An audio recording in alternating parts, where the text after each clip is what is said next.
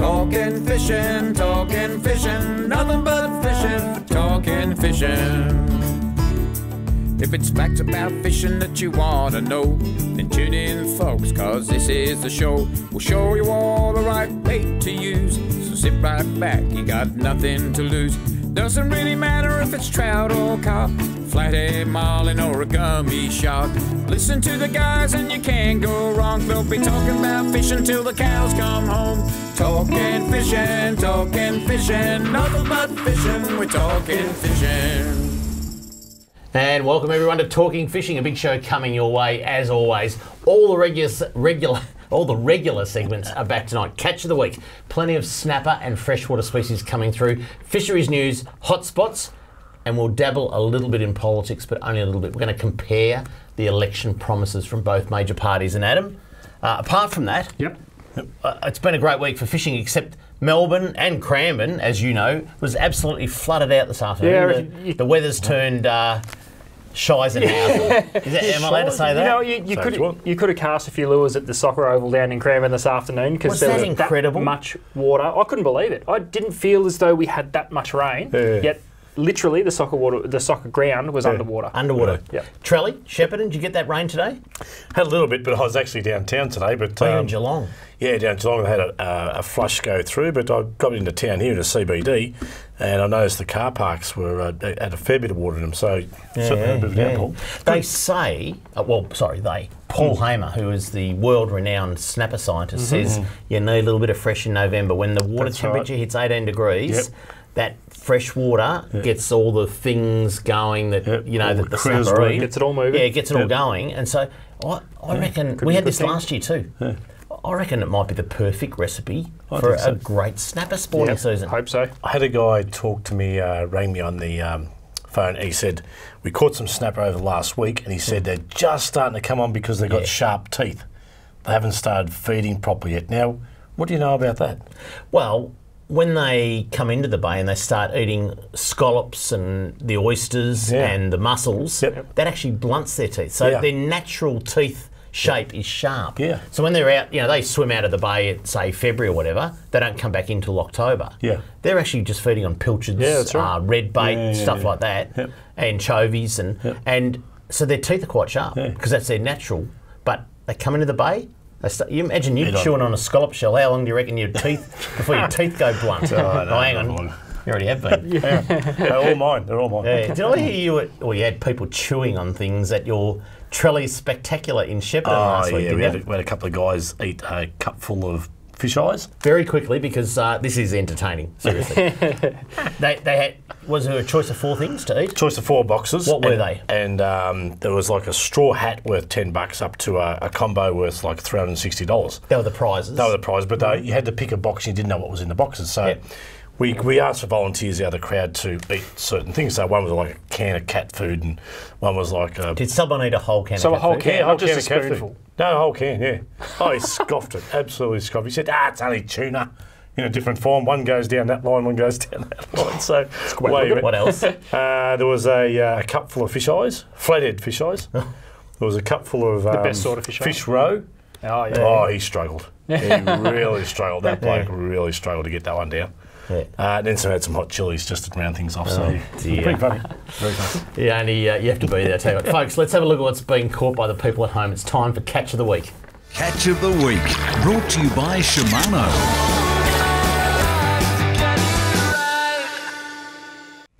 Let's kick it off. It's snapper season, and Andrew Camilleri, he got out on the snapper out of Carrum and got a nice pair, boys. Yeah, nice pair, Andy. Great fish. Yeah. Nice fish. Plenty of snapper It's all starting to happen around that side of the bay now, isn't it? Yeah. Carrum really firing up nicely. Have a look at these two. Chris and Aidan Benavia. Now, do people really deck their kayaks out like that? Look at that. Hats. I saw... Every rod's got a bit of foam on it, I guess, to help it float. That's actually, that's got an outboard on it, that kayak. That has not an electric motor, that is an outboard. I was out on the kayaks Sunday a week ago and saw them fly past. They water ski? They had that bad boy up on the plane. Serious? They were fabulous. And there's the fish that, like the young fella got. And that's young Aidan. And it's a weapon. It's a weapon of a vessel. It's got everything. It is awesome. Well done to Chris and Aidan. There you go. I can't believe this one. Aaron and Lance, there's no way these guys would be Aaron let. and Lance. Yeah, there's no way that they would be let into Brighton. What do town you of Brighton. mean? Well, Brighton locals, look at them. you reckon they're Brighton locals? Yeah, Yeah, they got their 100%. house. eh? They got their house beside them.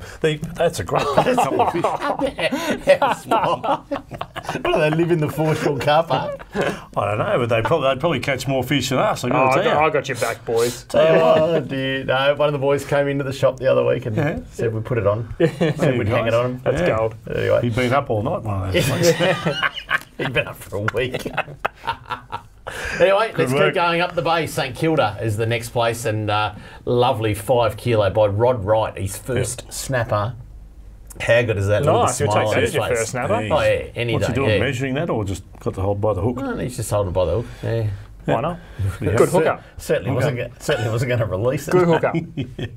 That was going on the barbecue. All right, let's head inland because remarkably, Charlie, Been great. there's been some magnificent fish caught inland. We thought we'd just dedicate a little bit to that. So, Nice. the old Goulburn River big trout are still going. Well Yeah, done to the they're there. Victorian Fisheries Authority in their initiative to put these big trout in, because have a look at what David Montebello got during the week.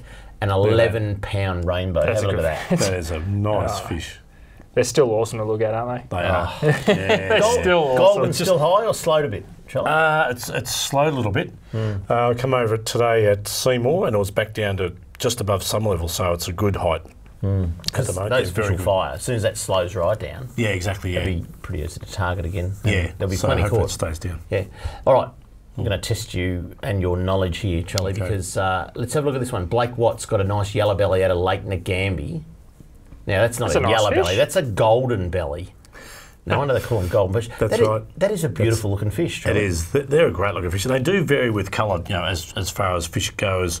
If it's clear water, muddy water, that one looks like it's come out of some reasonably clear water. But is Nagambie clear? Yeah, it's not too bad. It's not too bad because it feeds from, because we haven't had a lot of rain, so it's going to feed from Eildon. And it's, like I say, I come over the bridge today and it was quite clear, and that's only probably 20k above Nagambie, so it's going to be running. It's going to be fishing pretty clear. But let's look at the next one. Dean Beattie got a beautiful yellow belly at a Sugarloaf Reservoir. Now, Yeah, that's the same species fish. that's right. Yeah, that's a bit big one. You can see One of them went to the head. same primary school that you went to. Yeah, No, well, seriously. well, the one with a hump on him. Yeah, well, no, but they look very different coloured, aren't they? They do. Yeah. And I'd picking one the went rocks rolled that around are the all mud. over him in the dirt. That didn't come with him, but He might. no, but so, Yeah, so Tim might has that drop come him. from a dirty water? I'd say he'd be probably a little bit dirtier water, that one there. Yeah. But I think he rolled him in the mud before he picked him up and took a photo. Oh, yeah, Tim. All right, let's keep going down in the western Andy. part of the state. People from the southwest, right, from like down Portland, Yep. they reckon we're ignoring them. Nah. We've had the politicians on the last 2 weeks, and they reckon they're not getting a brass razoo out of them. Trying to get him new boat ramps, but anyway. Are we? For fishing and fishing facilities as far as Oh, they had their turn. cleaning Yeah, I tables and know. things. The election before. Portland had like $18 million spent on it, didn't it? Oh, I did it. I don't know. I don't know. Anyway, Tim That's your Vincent's one of story, those ones from down there from the Merri River. have a this. look at that. A 6.5 pound brown trout. That's a great one. Now that, That's a good looking fish. Yeah, what it would is. you prefer to look at as a picturesque fish, Oh, brown or rainbow? Brown. 100%. I agree with you. Something special Big about brown browns. like that. Yeah. Gorgeous. Easy off. Particularly if it's a self-populating, Yeah, not a stock not a fish. stocky. Something what? special. A self-populating. So a wild fish, Charlie. I know what you're thinking. And remarkably, I got a call from as a party, Yep. and he goes, Kramer, It's game on. I'm heading to Portland. I said, well, why would you be going to Portland? Well, have a look why. Because Andrew Tartaglia. Tartaglia got a beautiful 110 kilo southern bluefin tuna from Port Macdonald before the weekend. That was about last Thursday, I think. And Andrew just sparked a little bit of excitement into the tuna fishermen, and they all headed down to Portland, and there was several barrels caught down there as well. Good. So Good. work. they'll be off Cape Shank in a few weeks. Yeah, let's hope so. Well, That'd be big time. yeah. There you go. Are you going to put that in catch of the week? I mean, hotspots? Tuna? Cape Shank, no. No, because people reckon Come we're on. lying. Yeah, you'd see that one coming on you. They reckon we're lying about everything at the moment. If you'd like to send in a pic of your catch of the week, this is what you have to do. If you want to be like me and have your photo on TV, email your fishing pic to info@ifish.com.au. Yeah, I wanna go fishing Coming up next, product of the week. Adam has got something very, very simple for you. Right after this on Talking Fishing. Talking Fishing. We know what you'd rather be doing. We know what you've really got in mind. We know you'd rather be out fishing. And today's the day you're gonna wear the line. 'Cause every day's a good day. Stop wishing. Every day's a chance to drift away. Drift away. Every day's a good day for fishing. See it down and tackle world today. Product of the week, brought to you by Tackle World. Talking fishing, nothing but fishing. We're talking fishing. And welcome back to Talking Fishing. Product of the week, Ads. Can't believe product of the week is back, and not only is it back, I've been elevated to a higher time slot. It's normally Fisheries News now, isn't it? Oh, I don't know. We've lost the plot. Got a promotion. Now, through the store, we get asked this all the time. Where do I go fishing? Yeah. Where are the fish? Where do I go? Yep. Unfortunately, we're not open 24/7. so there's a couple of books that you can purchase to help you along your way. Now, we often get a lot of mail that we don't look after the land-based fish shows. Well, guess what? This week we are. 2 publications here, one on the Port Phillip side and one on the Western Port side. Let's hold them down a little bit, Ads. Which is... People at home... No, down. People at home like to see your tattoo. Oh, how many people come in and ask me to show? That's the ring pull. So land-based fish shows got you covered. Now, kayak fish shows. You've got a lot to learn from these books. On kayak fish shows. No, there's not, but you can get some really, really nice tips and areas to try in a kayak because a lot of these places you can actually put a kayak in off the beach. Great for the land-based guys and great for those who aren't sure where to go. The piers are loaded full of people. Yep. The main rock platforms are loaded full of people. These 2 books can give you the edge on to find some places that aren't heavily fished.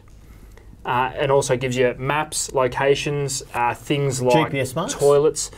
Well, no, it's a land-based book. Oh, okay. So the amenities, the whole kit and caboodle, it's there. One for Port Phillip, one for Western We Port. might grab one on the next road trip, Charlie. You need to know where the toilets are. Maybe they use at the pub. Study those. Yeah, they're pretty good books. They're good, and they have been out for a little while, and they're massively popular. But coming into to Christmas, they're a great stocking filler. Yeah, there's all the rigs and all that. Like there's everything.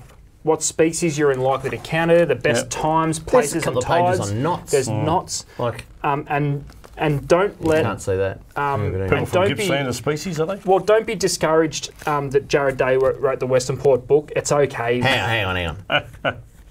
Jared, that's just for show. Did someone do the final edit? Gerard. Yeah, I haven't seen Jared actually put a sentence more than 10 words together without one spelling mistake.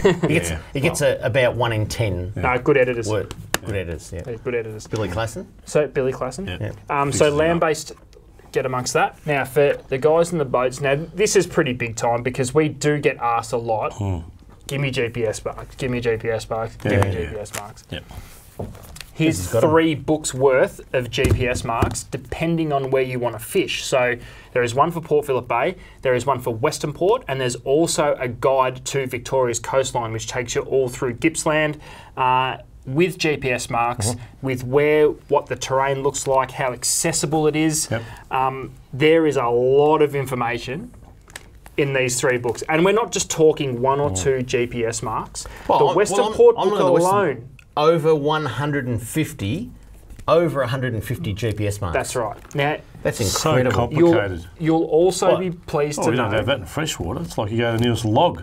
Then you go to the next log. Yeah. Do you put numbers on the logs? Or the snog. I should have bought. Which is the difference between a snag and a log. It's a snog. I apologise. I should have bought. They are inland atlases too. Get out. There is the Murray, the Goulburn. They got the safety aspects in the back. Like Probably. what do you do when Jared you're Day takes some of the photos in this. Yeah, because they're all of him. No, the fish look bigger than they really are. You know, he and that was up close. And a lot of those photos must be pretty old because Jezza was thin. There's no, and there's no way Jared was born then because that's a Mercury Blue Band. That's an old photo, eh? Yeah, just showing your the age old now. Mercury Blue Band. A lot of questions that do come up is, these books are 150 years old. So they get reprinted. Yep. All 3 of these books have been recently reprinted with updated GPS marks. Those GPS marks come from the authors, local charter boat operators who have been catching fish for years, good mates, customers of the shops who are willing to give up some of that information to give us. And a reef doesn't change its position, does it? No, it doesn't. No, it doesn't. So, it could have an update. These are great Christmas gift ideas. Marks. Shut up, Charlie. Idiot. If you don't have one, change. If you don't have one, get your hands on one because they are loaded with information, they are loaded with content, and it may just give you the edge because it's quite a lot of water. So this will help you explore it just that little bit more efficiently. There we go. Is that it? You done? Did you mention Jared Day? I did. Okay. Just checking. Well, you said it. Well, I think when he got a desk job. Kilos on. Well, he got a desk job, and then he works next door to a dumpling shop. Yeah. Probably measures his fish in stones now, does he? Probably. Plenty to cover tonight. Let's get into some of the nitty gritty, Charlie. Now, there is an election this Saturday, and we've been pretty lucky, I think. We've had 2 weeks ago, we had the Premier and the Minister for Fisheries on the show. Last week we had Matthew Guy and Donna Bauer, the candidate for Carrum, on the show. Correct.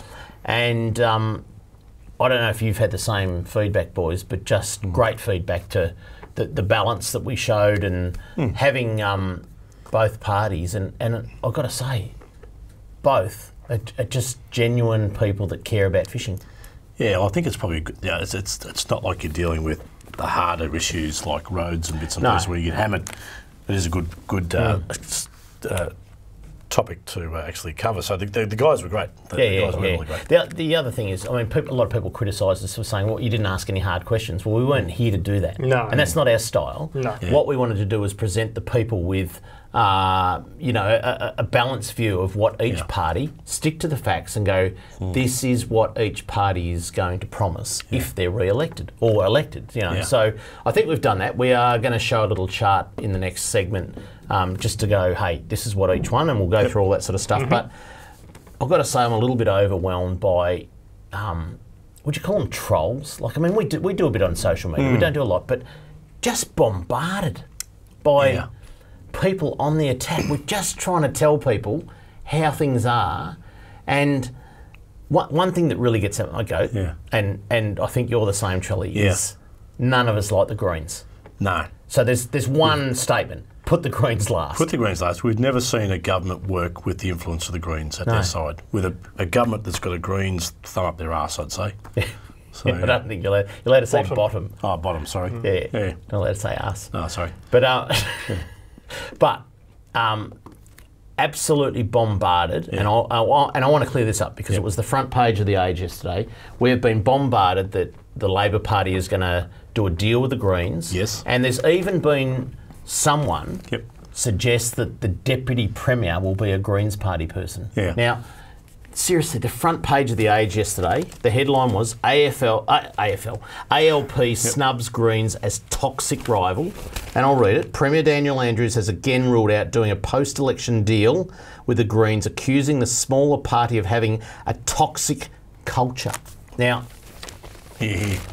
I'm just sick and tired of hearing they're going to team up. No one's teaming up with the Greens. No one. No. And Liberal or Labor. Let's have a level playing field. The Greens are toxic, and they don't represent what any of us anglers want, and it ain't going to happen. Yep. Land-based or water-based access, they are toxic. They just want to lock everything up and throw away the key and not give access to recreational users. And we've seen it at federal level. Yeah. We've seen it in New South Wales just recently, the marine parks debate, and it just ain't going to happen. And I'm sick of hearing about it. So please, anyone that thinks they want to make those stupid comments that is really just speculation, and the facts are on the front page of the Age yesterday, it's not going to happen. Let's stick to the facts, and we'll deliver what you people want to hear, which is the facts about what each party is going to promise at the election this Saturday. So that's right. All right, got to go to a break. Coming up next, Fisheries news, and then we're going to get into comparing the election commitments of both major parties. Next on Talking Fishing. Talking fishing.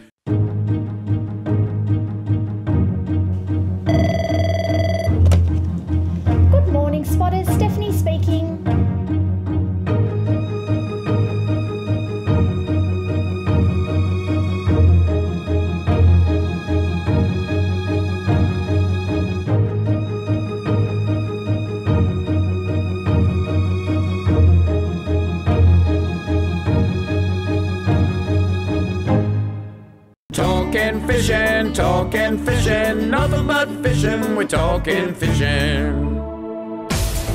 Live from the studios of Channel 31 Melbourne, it's now time for some very fishy news. Alrighty, a bit of fisheries news to kick things off. Number one, have a look at this. This has come out of Queensland, boys. Man thrown into water off Queensland coast after a huge tiger shark bites down on kayak. Now, that may not be the actual photo what happened. No, that's not. Have a listen to this, right? A kayaker has been sent flying after a 4-metre tiger shark rammed and then sank its teeth into his kayak about 1 kilometre off Moffat Beach on Queensland's Sunshine Coast just before 6 a.m. on Thursday.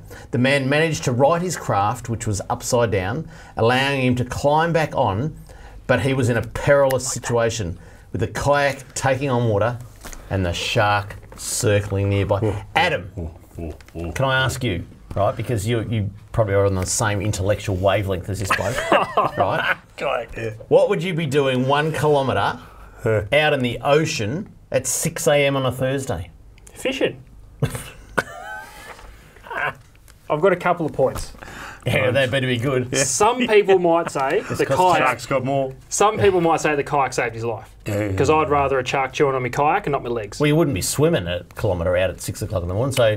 More people have been eaten by sharks in 6 inches of water on the New South Wales coast at the moment. Yeah, true. And three things.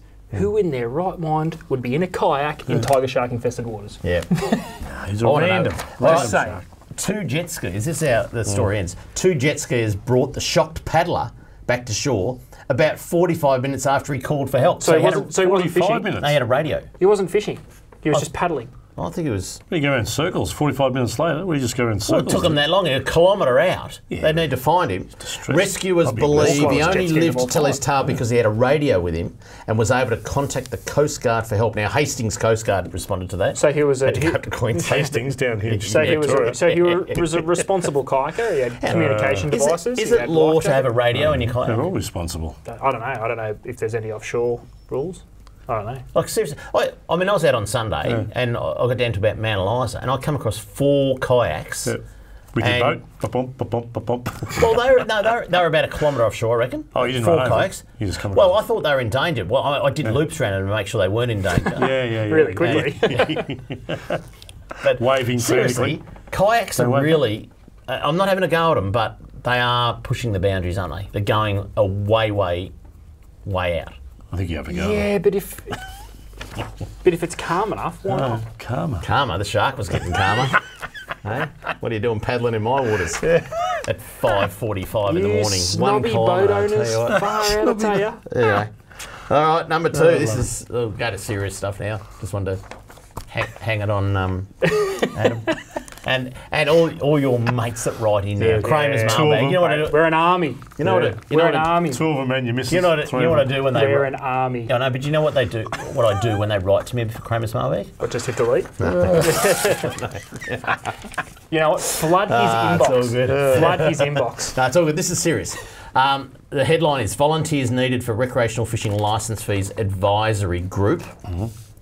The Victorian Fisheries Authority is seeking nominations from keen recreational fishers to join a working group that provides advice to government on how best to spend fishing licence fees. All the money raised from fishing licences goes back directly to improving recreational fishing in Victoria. This means more fish stock, better fishing access and healthier rivers and bays. Travis Dowling's calling on people. So if you're interested, put your name in. How often do these groups meet? Say you were to put your hand up and you got in. Yeah. How often do they meet? And I was on it about 10 years ago. Yeah. I reckon every 3 months. Oh, okay. And you get about a 3-year term. So it goes on to say, I think we're going to put something up on the screen. It goes on to say, I need to read it because I know. Victorian Fisheries Authority Chief Executive Officer Travis Dowling said the Recreational Fishing Grants Working Group consisted of 8 recreational fishers appointed for a 3-year term, who collectively brought together a range of fishing knowledge and experience from across the state. So if you're from down at Portland or from Lake Tyers, you've got a chance. These volunteers review and prioritise project submissions from angling clubs, community groups, councils and government agencies, Mr Dowling said. Went on to say that if you want to be part of this, volunteers needed for the rec fishing thing. I haven't got the second page, it's on your screen there. vfa.vic.gov.au, I'm going to read it down here, / there you go, it's all up there. We'll put that on our social media tomorrow. So if you want to be part of that, be part of it. There you go. That's it. Terrible notes I had tonight on that one. That's fine. Anyways, let's keep going. Next one, get your cod fix at the 3rd Annual Murray Codference. This is big, Charlie. It is. It is. Recreational anglers can once again learn about Victoria's Murray cod fisheries and how to improve their own fishing success at the 3rd Annual Murray Codference in Shepparton on Sunday the 9th of December. Freshwater Fisheries Manager Anthony Forster said this year's Murray Codference will be bigger than ever with sensational speakers and the very latest on how your native fish are tracking. The keynote speaker is Australia's own USA Bass Pro Tournament champion, Carl Jochimson, who will be sharing his epic journey into competition fishing and the latest tournament tactics. To help anglers improve their fishing skills and knowledge, Lubin Pfeiffer will talk about his tactics to catch big Murray cod. Stephen Booth will cover the latest golden perch fishing techniques as well. Now, you're doing a bit of radio with Carl? Yeah, we hope to do a bit of radio with Carl up there, which would be really good. But the guy, just as a quick snippet, Carl actually sold basically everything.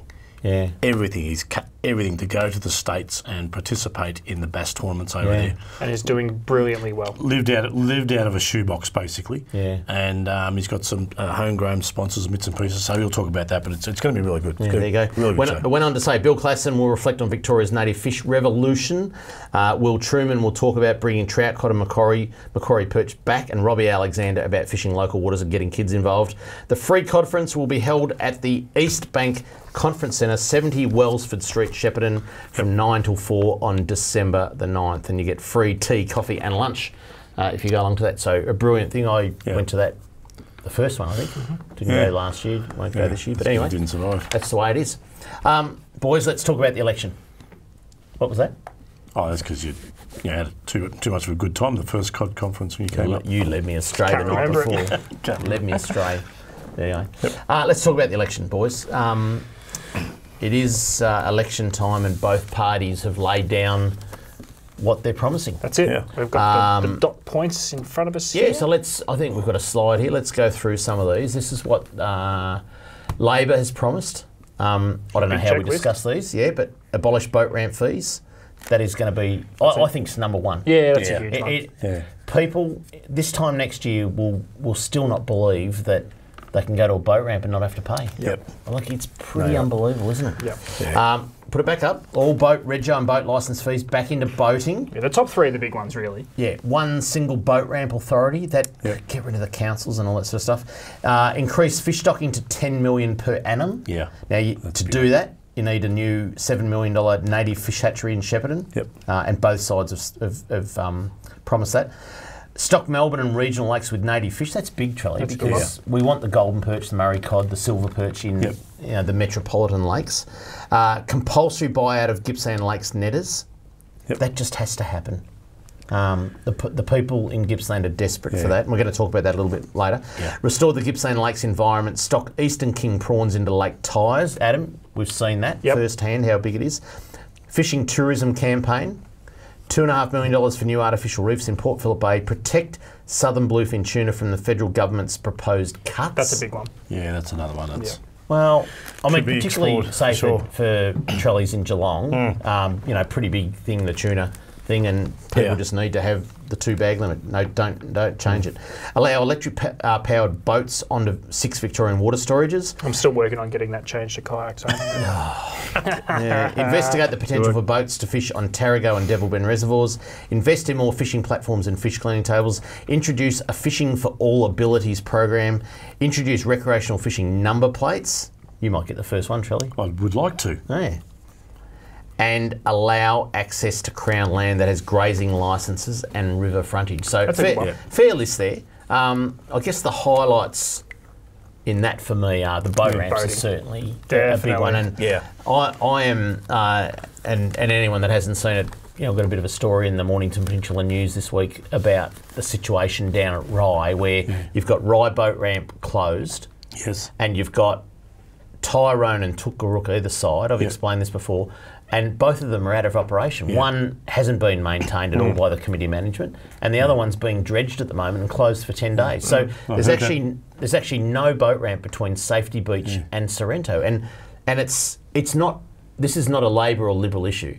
This is the council run one, and 2 committees of management run the other. It needs to be all boat ramps run by one authority. Yeah, I heard you got yourself into a front page over that issue. I said a few words about it, and it is on the front page. Well, the Liberal candidate didn't like it. Yeah. Because, you know, I guess my problem down there is, Trelly, and I'm, you know, trying to sort of improve things down there on the Warnington Peninsula. I spend a bit of my time down there, and it's not just there, but it's in a lot of places. It's also in the Gippsland Lakes, where you've got these safe seats. The politicians don't have to promise anything because they're going to win. That's you right. know, and so the Liberal candidate down there at Nepean is, I mean, he's just the former electorate officer for the last bloke, and he's just handed this seat on a platter. He doesn't have to do any work. He doesn't really. I haven't seen one word about him being concerned about Rye or Tutkaruk or Tyrone, and he's come back in the paper and said, "Oh, we've got the Blue Infrastructure Fund and all that." That's not going to fix that. I don't care about that. What I want is one authority to run all the boat ramps, you know, and it's the same down in the Gippsland Lakes. Timble is a safe seat, and that's why he didn't need to ban netting in the Gippsland Lakes. Yep, I understand exactly what you're saying. But I want to hear what you got to say about that. I understand exactly what you're saying. And the thing is, you put your head above the crowd when you're trying to do something. And that's all you try to do. That's all we try to do on the show. Highlight what people's reactions are to what's going on. Bring it to the surface. Bring it to the attention of government, and we're getting some action done. So that's good. Well, good on you. I got criticised, and I'll constructively criticise people.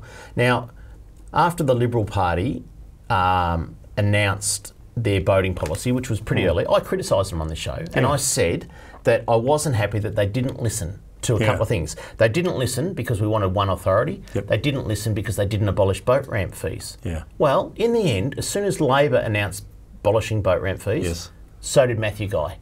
And he sat here last week and he was passionate about fixing the boat ramps. You know, and he will, if he's elected, he will fix the boat ramps, there's no doubt.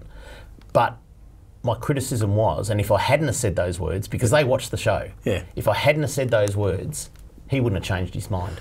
And we are now in a win-win. Like, customers are coming to the shop ads and going, it's are you serious? It's going to happen. When can I stop paying my boat ramp fees? And now I reckon, you know, my estimates is that's probably a 3 to 6 month sort of, it's complex. That's right. But it doesn't matter who wins. We are going to have free boat ramps. It's a pledge by both sides. Trelly? I'm being yelled at in my ear. We must go to a break. Coming up next, we're going to have a look at the other side, the Liberal Party's promises, next on Talking Fishing. Talking fishing. We know what you'd rather be doing. We know what you've really got in mind. We know you'd rather be out fishing. And today's the day you're gonna wet a line.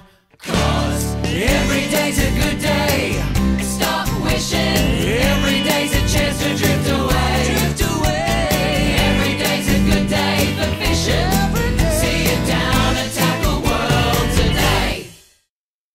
Talking fishing, nothing but fishing. We're talking fishing, nothing but fishing. We're talking fishing. And well, for the first time in the history of this show, Trelly drank too much. A co-host didn't make the cut-off.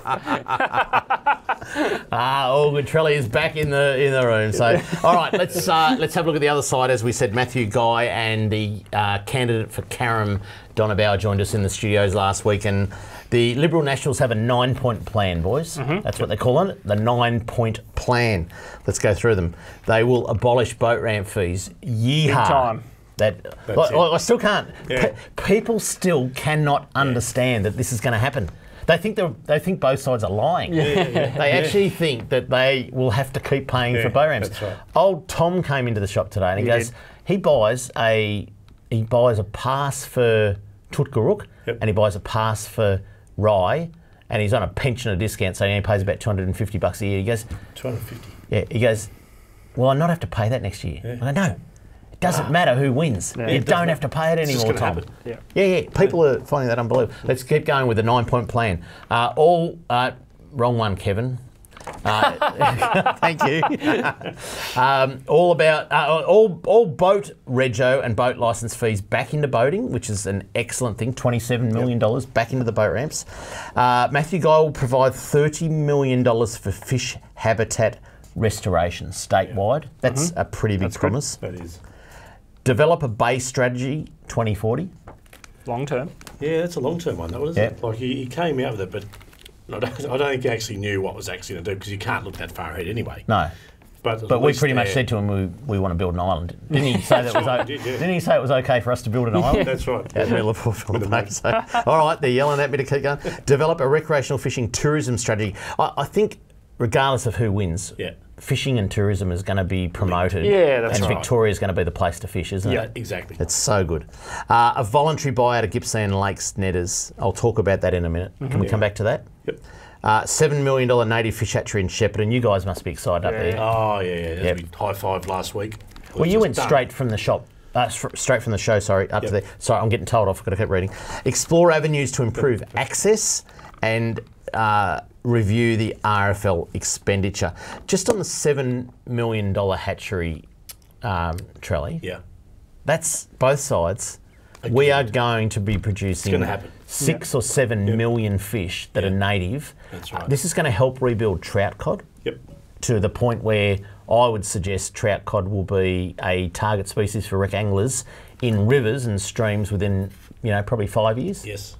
It's got some big benefits, hasn't it? It's got some huge benefits. The whole thing is linking it with tourism. I just hope they have a plan that sort of links tourism as far as something that's going to happen at the hatchery, like call in and see what's going on. When you go to the brewery and you see all the stuff going on and you get a beer at the end of it, you can go in a big glass wall and see the hatchery sort of happening and blah, blah, blah. So it's huge. It really is. It's going to give ownership back to the fishermen and the fisher people who fish for natives in Victoria. Now, Charlie, we might get someone in to the studio to plug your mic back in because it's not plugged in when you went to the toilet in a hurry. So someone will come into the studio, fix that up for us. Because you might have turned it off. But it is a big thing. And Adam, for you kayakers, the pygmy perch may also... Pygmy perch? You might be able to go out in your kayak and catch pygmy perch. We will. And you know what else we'll do? And galaxias. You guys would be into that. And you know what else we'll do? Yeah, we'll get in our kayaks and catch trout cod. Now, boys, can I get onto the Gippsland Lakes? And this is a sensitive issue. It is. I understand that. And it is. I am compassionate, and they'll all call me for BS, but I am compassionate that 10 netters are going to lose their jobs. I understand that. And there's probably some other people that process. They are going to get a very, very fair compensation payout if Labor's elected. And if Liberals are elected, then it's a voluntary thing and they don't have to go. But Tim Bull made some statements, and I'm not sure I've got that here, but he made some statements about the recreational anglers had called for a voluntary buyback. Now, we had David Warren on the show the other week, and David came in. Now, he's leading the No Nets in Gippy Lakes group, if you like, the lobby group. And last week there was a candidates forum, if you like. So every candidate for that seat came into a room and they were allowed to ask questions. And David wrote to me and he said, he asked the question, who are the recreational anglers that called for a voluntary buyback? Because that's, their media release said, recreational anglers have called for a voluntary buyback. And I'll read this. This is sent into mailbag. Dear Tim, this is David Warren replying. Your response to my question at last night's candidates forum was one of the most deceptive, misleading efforts I've experienced for some time. The question, what recreational fishing groups have called for a voluntary buyback of commercial licences in the Gippsland Lakes, was answered by you referring to a petition you recently tabled in Parliament. What you omitted to mention was that the petition was organised by the commercial industry, calling for an end to bans on commercial fishing. So they want bans banned. Yes. Okay. The end of the bans banned. There were 700 signatures, and he said that some recreational anglers may have signed it. And that's who called. I'm not going to go through the whole thing, but that's who called for it. Yeah. You can't base your policy on that, can you? Nah, that's... Yeah, I think... Yeah, no, keep going. No, what you got to say? I'll get yelled at for talking too much. No, that's fine, yeah. So, I keep going. Do you get that up the bush? No, well, I do get on the bandwagon a bit. Yeah. So they don't want to ban for a ban, but I think the coalition, as far as what they're doing, is they're throwing it back to the science. If they're going to ban netting down, if you throw it back to the paper and you throw it back to the science, then everyone understands. So Labor said, we're just going to ban netting, right? So it's an emotional thing, and blah blah blah. If you throw, and you put up the statistics, Dave. It's not your statistics. It's well known that the number of fish has declined so much. Brimmer down to 13 tonne. Used to be 400 tonne. That's it. So if the coalition are going to throw it back to the science, it's a foregone conclusion. Yeah. Yeah, like I leave it. It's a foregone conclusion. But the science would say if you rebuilt the stocks, then there's enough fish for everybody. Yeah, but that's reintroduce netting then. Yeah.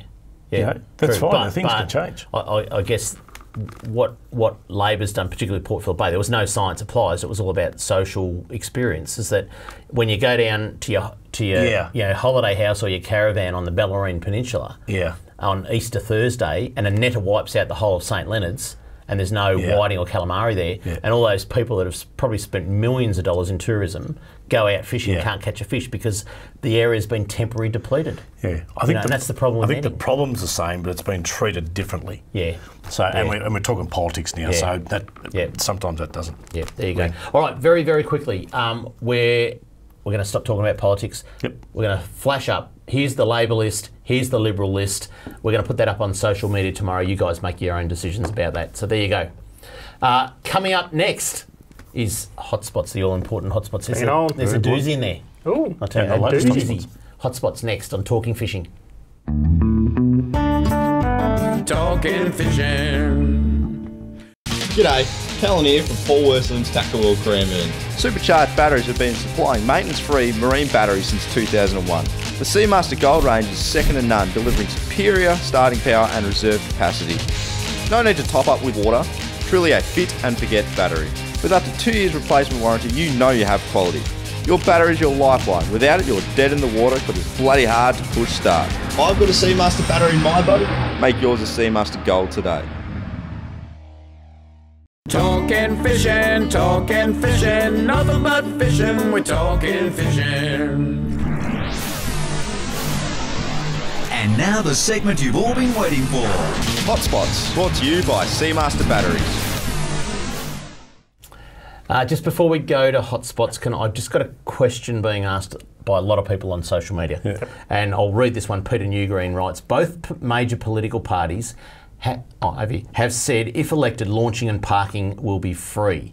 When will this come into effect? My annual fees for Hastings, Rye, Mornington, New Haven, Rill and Inverloch are all due. Should I purchase these or will all be sorted after next Saturday? Peter, buy them because you'll get fined. I honestly think, boys, very, very lucky if it's done by Easter.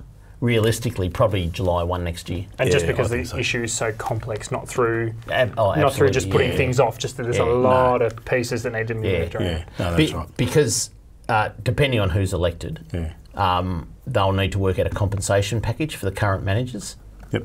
And then there's potentially a takeover of all the boat ramps by one authority. Yeah. That's going to take time. Doesn't matter who you... No, that's right. You know, you can... Yeah. You could get the best person, the best bureaucrat in the world to try and sort that out, and you won't have it sorted out in 3 to 4 months. No. So, anyway, there you go. Hotspots. Port Arlington snapper, Trelly. That's right. They've been getting a lot of reports from saying it's going off. Yep, and it's happened around the other side of the bay, but it was going a bit slow over our side, but now it's kicking off. Yeah. Well, that water temp's come up to the 18-degree mark now. About time. Yeah. And the snapper is certainly on. I went out Sunday. For some small flathead. Small flathead? Yeah. It's still move tough. to your harder baits. Yeah. I mean, the pilchards are just getting smashed by little fish. Yeah. There's a lot of pinkies in the system because last year was a very, very big spawning season, and there's all these little piranhas in the water. Yep. So go to your silver whiting, your red rockets are back in stock, yellowtail scad, stuff Squid like that. heads, your harder baits, and you've got a bit of a chance. Because they've got sharp teeth. They have got They sharp have got teeth. sharp teeth. Yeah, you're starting to know a bit about snapper, Charlie. Well, I hadn't heard that one before, so I thought it was one.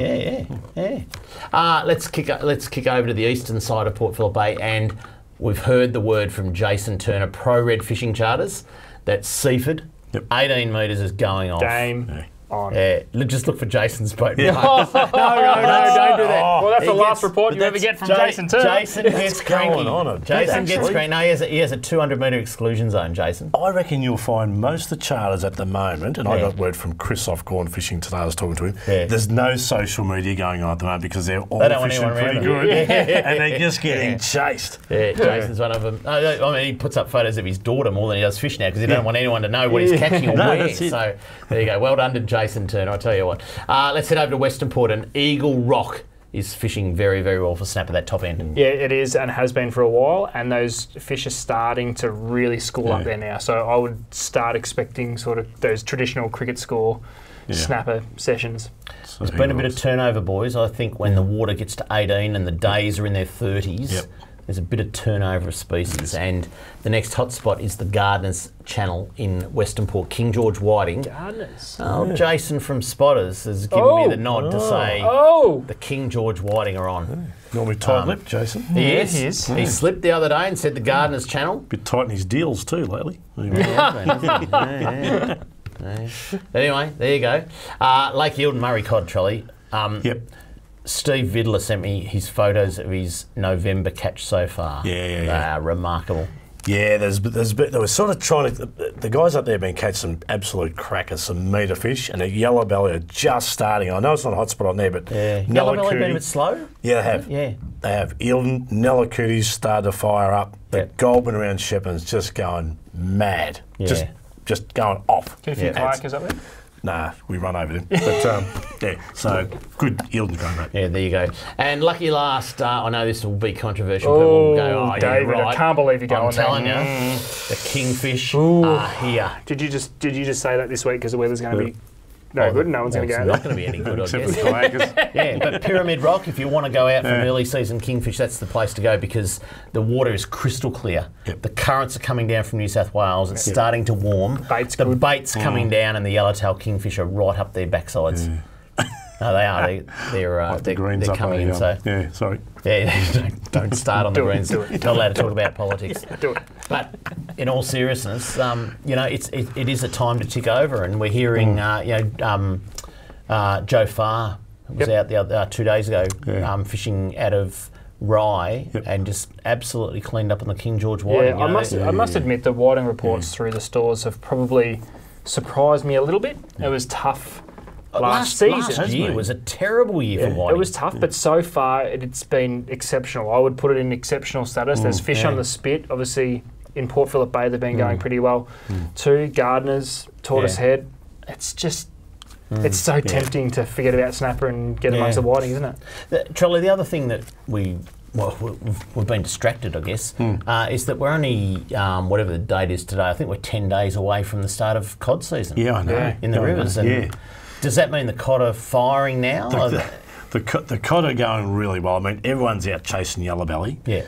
And the byproduct is the green spotted yellow belly. Yeah. So are they chasing yellow belly or chasing yellow belly? No, they're chasing yellow belly. They're all using small hooks and just trying to get the shrimp and natural baits and things, and just trying to jig around logs for yellow belly. But they're just getting the cod are they're just hammering stuff. They're just, so bring on opening. Are they really? Oh, it's Is just. that because they're really protective of their nests and things like this time of year? Or there's just lots of them. It is. It's that time of year, and again, water temperatures are starting to get. It's just that. This is that time. But it's going to be a great.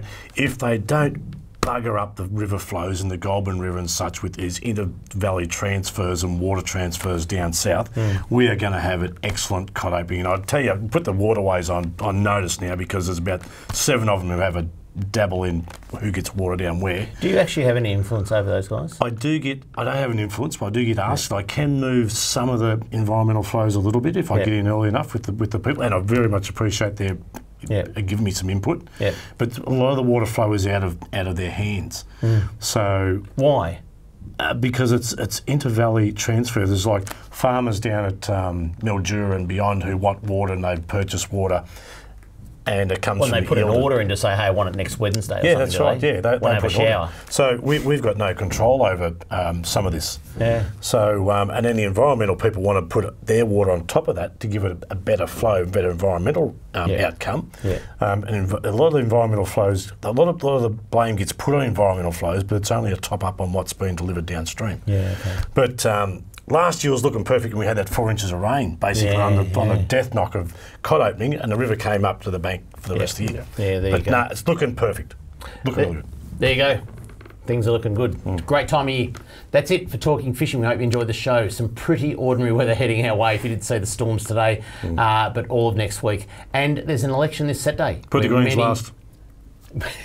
Where many fishing promises will be fulfilled or not fulfilled. But until we see you again next Tuesday on Talking Fishing, please stay safe on the water if you go out, because it's going to be pretty ordinary, but enjoy your fishing. Talking fishing, nothing but fishing, we're talking fishing. We got all you need, just take a look. Watch those fish jump on your hook. So just relax and take your time. Enjoy the show, then drop us a line. Talking fishing, nothing but fishing, we're talking fishing. Talking fishing, nothing but fishing, we're talking fishing. Talking fishing. Have a good weekend, Mr. Walker. You too, son.